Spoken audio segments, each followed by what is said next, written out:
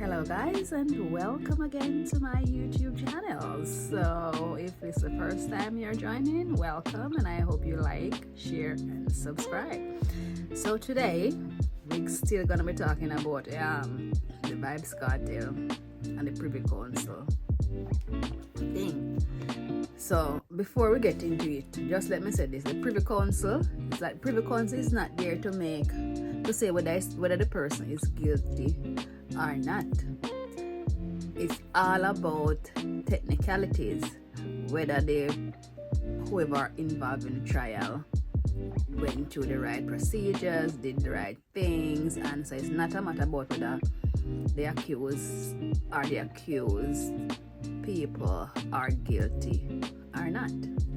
So I was going through my Twitter page yesterday and I saw the Jamaica Gleaner, what their Twitter was saying. So according to the Jamaica report, it has been reported that the conclusion of the Privy Council has quashed the murder conviction of Adidja Palmer and his co-accused.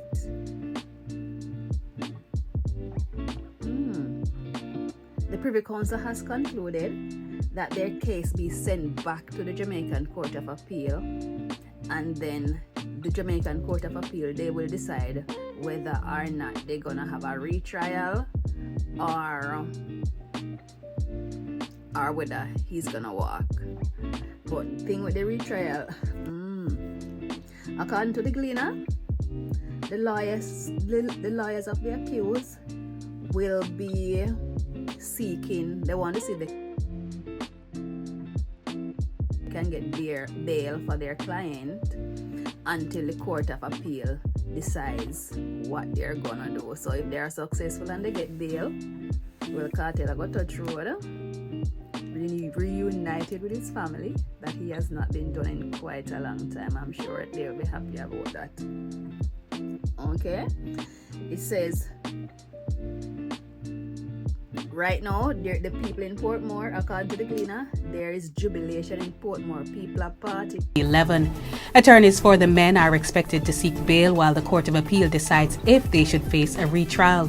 Meanwhile, jubilation erupted among some residents of Waterford, Portmore and St. Catherine following the Privy Council's ruling. People are celebrate, the lads of the world boss are come out, and you can't tell them nothing otherwise. So that's what's going on in Portmore now.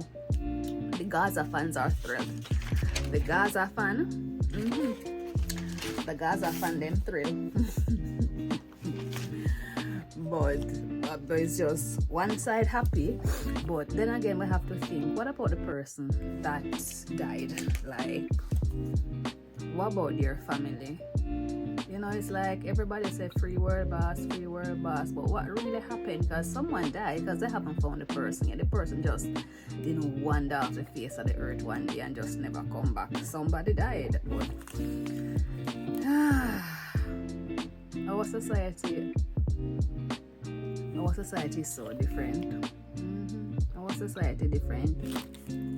We need to come up with a lot of changes, and it's like, if you have money and if you have enough money to pay the right lawyers, then I believe a lot of those people in prison, they won't be in there. But that's true, because they don't have the money.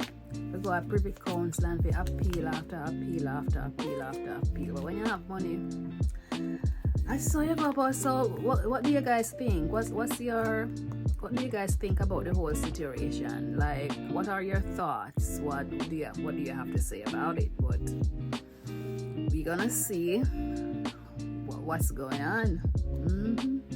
We are gonna see. But a lot of us, as long as it's an artist and it's someone that we like, it's like we just want to see justice for them. Whatever they do, and as long as it's a popular artist, it's like, forget about the person that was hurt. As long as we want our artists out and we feel like we're artists, and it's not just with the artists, and you know, so with politicians as well. That's how people behave as well. Like, it's just sad. But I don't know. I just think we as a country, we need to revamp Like our whole justice system, it needs to be revamped, because I think it's about, out of all of the British colonies that they had, I think it's about 6 countries still use the British as their final court of appeal. Imagine British is our final court of appeal and Jamaican people need visa to come to the UK. Like, I don't understand. I don't understand how that goes, but we will see. Guys, I was just scrolling through the internet and Lord Jesus, may I watch the girl they did this up Sizzler recently, pretty damn, but me I said John was star. It's like, I don't know why people have to go to that extent to get views. Like, why you feel it necessary to be so nasty and so vulgar towards other people? Is there no other way where you can communicate your like or your dislike to a person without you have to send them up underneath them mother and send up? I mean, I say, why are we so disrespectful? Why are we so disrespectful? Honest to God, I don't know. It's like we can't have disagreements and you stick with your point and let's agree to disagree. Like, why we cannot do that? Why we have to take it to the next different level? We literally, it's like we literally want to really hurt people, guys. I don't know why we do it. I don't know why we do it, but as a country we need to change. We need to change that kind of mindset, and probably it needs to begin probably from the basic school level. But why? I hope that she can look into herself and find a next delivery method and how she can deliver her thing, because she have a big platform and everybody do what they want to do still, but I just think there are better ways to get things done more than doing those things. People need to respect each other. We need to respect. Yep. We need to respect each other. Really need to respect each other. But anyway, on a lighter note, guys, I was going through the Jamaica Gleaner. The Jamaica Gleaner, I was having more than one tips that I was looking at. So I was going through the Jamaican Gleaner. Let me tell you this one first before I tell you about it. Tell me, Pastor, dear Pastor.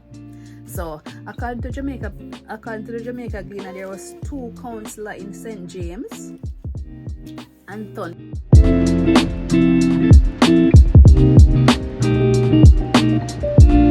Anthony Murray and Gregory Harris. They were disqualified because they refused to swear in on the Bible. So maybe they are not Christians and that's not what their beliefs are, and they didn't want to swear on the Bible. But shouldn't there be something put in place for people who are not Christians? Because guys, it's 2024 now, not everybody are Christian. Like, people viewpoint change and a lot of stuff, because even in England, so for instance England, when you're trying to sort out your citizenship and you're applying, when you're trying to naturalize, it's like you have the option to swear on the Bible. Who not swear on the Bible, like people who are Muslims or whatever other faith they are, they have other options as to not do that. So I don't understand why in the 2024 it's like we still penalize people for their beliefs. Like, it's like you can't join the group because you don't go to church, like, or you're not a Christian, or I don't know. I just think there should be some other way. There should be different choices that people have that they're able to do, and not be forced to do something that they don't believe in. Because what's the sense in doing something and deep down in your heart you don't believe in nothing at all what you say, but you still do it because somebody else asked you to do it or somebody else wanted to do it? I don't see the sense in that. What you guys think? What you guys think about because people should be able to believe what they want. Well, that's my thought anyway. People should believe whatever it is that they want to believe. But then again, me and them are them. So I don't know. So I was on Twitter. Yes, I was on Twitter going through the Jamaica Star. Book up in a Dear Pastor. When I say a Dear Pastor, so what's this saying now? So I was going through the Jamaica Star on the picture page on their Twitter page, and I book up in a Dear Pastor. So this 40-year-old man, he said he has been married for 5 years, and he's unhappy as his wife is sleeping with a younger guy. It so happened that the younger guy with the wife I sleep with is the yard boy. The younger boy is the yard boy where the man them use him for the errands here and there and this and that. But I'm gonna read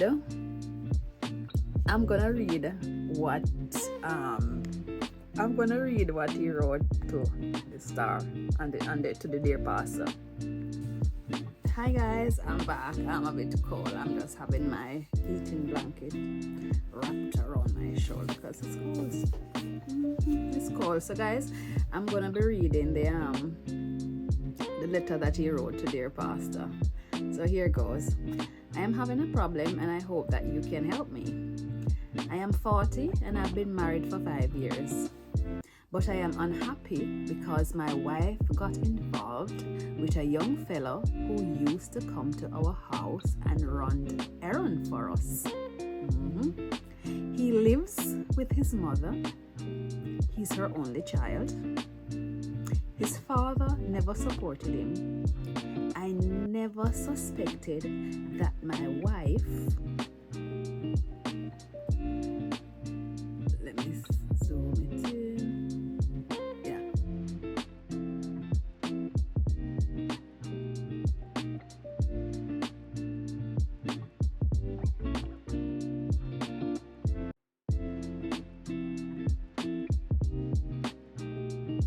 I never suspected that my wife had got involved with this young man. I helped him to get his driver's license, and sometimes I allowed him to use my car to do business for me. When we were going on vacation, we allowed him to stay in our house, and we packed the refrigerator. Wow, you're feeding well. Pack the refrigerator. I'm just zooming out, guys. You pack the refrigerator. Where did I reach? Here goes.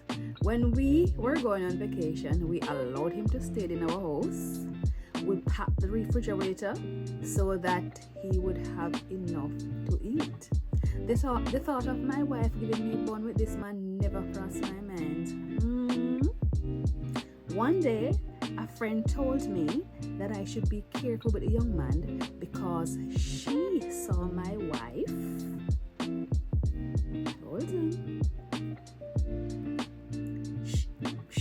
She saw my wife and him in New Kingston area, and it seems as if they were lovers. Me lover.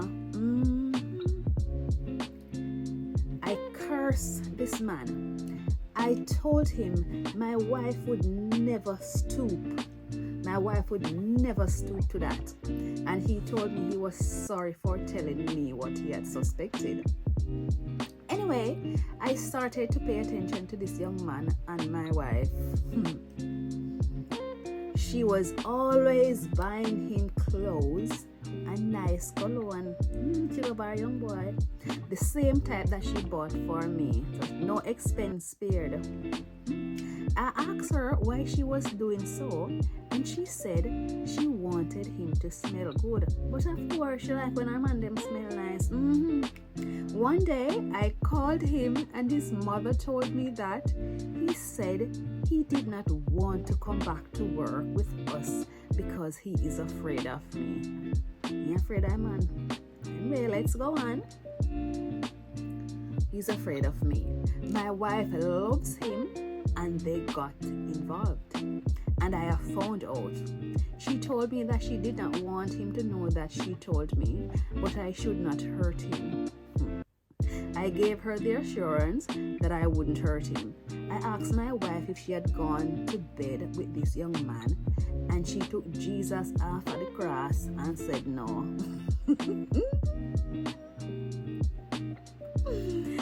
I told her I had proof, and she said I was making up stories.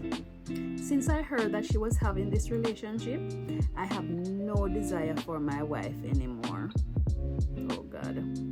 She has tried to make love to me, but I cannot get an erection. I know I am not young anymore, but how could my wife give me bun with a boy in the community? Well, I mean, I know about. True, you know, young again, and maybe there's something that works so good, and you know,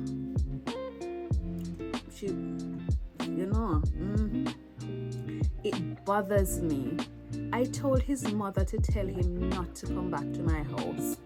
My wife is very quiet about it. Now I have this problem. I have no feelings for my wife. I don't know what to do. I am a Christian man, and I don't believe in divorce.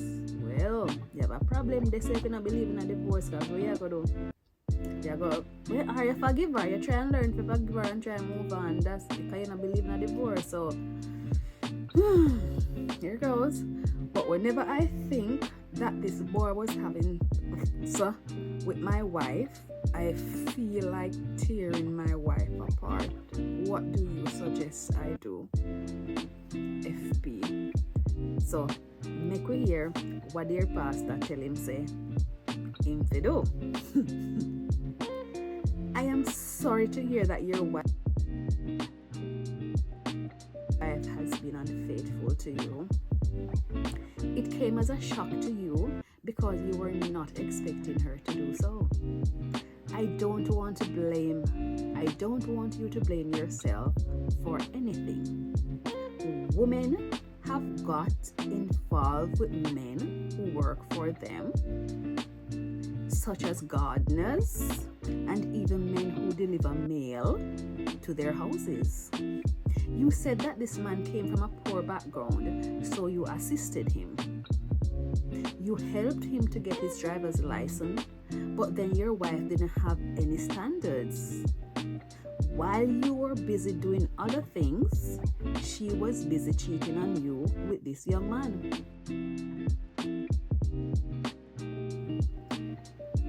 Sharp on her. Shame. Let me need my glasses. Shame on her. I don't expect her to admit that she is cheating. You're quite correct in telling this young man not to come down to the house. Perhaps, if your wife would agree, both of you should go and seek family counseling. Yes, I think family counseling would be a good thing for them try and get over this bump. People get over things like these. I'm sure that they can do it.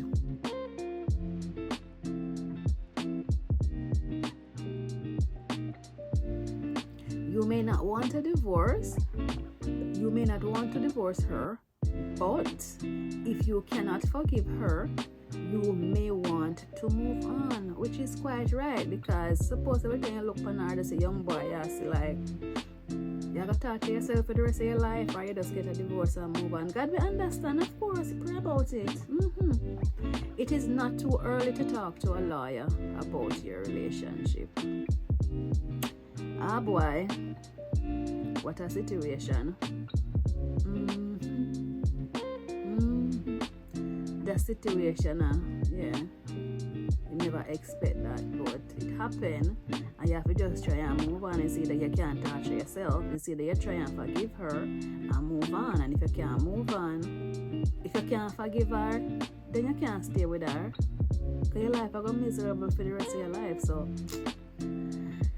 it hurt, but hush, that's how it go. So I'm gonna insert some comments, so you can see some comments from what some of the responses were to this. So guys, thank you for watching, and if you enjoy my video, remember to like, share and subscribe, and join us again, and we will catch you in the next video. See you later. Bye.